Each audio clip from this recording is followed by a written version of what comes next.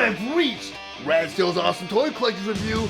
I'm your man, Steele, and today I'll be reviewing from the Masterverse, Masters of the Universe, Revelation Fisto.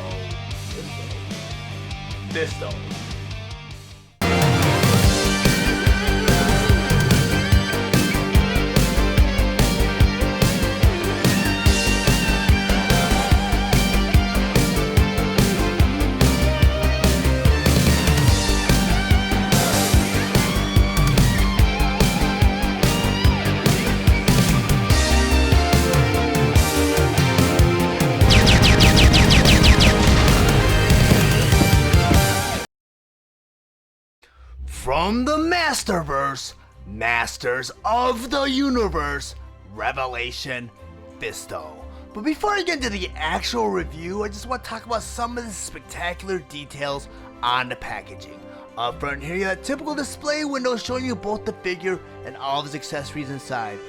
Over here it says Netflix, a Netflix original series. Then on the side of the box here it says Fisto, heroic master of hand-to-hand combat. Then on the other side, they have a great picture of Fisto. Then on the back of the box, they have another picture of Fisto. And they also have a profile that says, Fisto, heroic master of hand-to-hand combat. Evil warriors better be hungry, because Fisto has a knuckle sandwich for them, and it's got plenty of iron in it. The man with the mighty metal fist packs enough power in his punch to rival even Eternia's strongest warriors. As one of the planet's greatest heroes, it's only fitting that he protects the royal palace from dark forces, both technological and mystical. And down there you have the Masterverse Wave 3 figures. Masterverse, Masters of the Universe, Revelation Fisto. Fisto was released on January 1st of 2022 with a suggested retail price of $21.99, and he's available at all major retailers.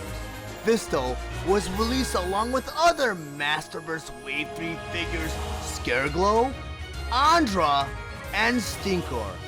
Fisto has 30 points of articulation, and his accessories include his sword and 2 swappable hands. Fisto stands 7 inches tall and is meant for fans ages 6 and up. His design is inspired by Netflix's Masters of the Universe Revelation. Now that I have Fisto on my display table, I just want to go over some of his play features and accessories. First, I want to talk about Fisto's sword. And Fisto's sword is very faithful to the original design of the vintage Fisto sword.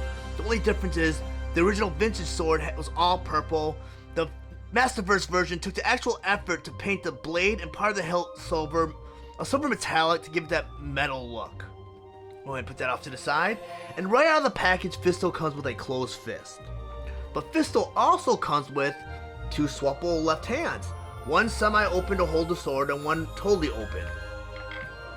So I'm going to go ahead and pull this fist out and put it in this semi-open one, so I could put his sword in his hand, which takes a little bit of effort. So now I have Fisto with his sword.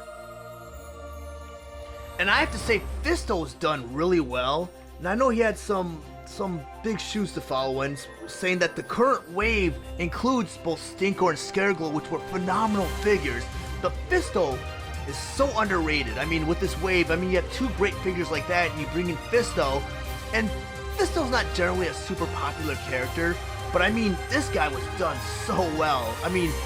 I rate this figure better than I rated the He-Man from Wave 1 and the Man-at-Arms in Wave 2. This figure is just fantastic. And I do not own a Classics version of the figure, but the Classics version kind of did their own take on Fisto, and it was a good take. It was a good figure, and I thought that was kind of an underrated figure. And this one is This one's kind of the sleeper figure of that current wave because, like I said, you have Scareglow, Stinkor, and I have not yet done Andra, and she looks really good too. But this figure, and I mean a lot of the figures from the Masterverse series are just top notch, and they just put a lot of quality and love in these figures. But I'm gonna go ahead and move over Fisto, and I'm gonna go ahead and bring in my Origins Fisto. And you'll see they're very faithful in the Masterverse design of Fisto.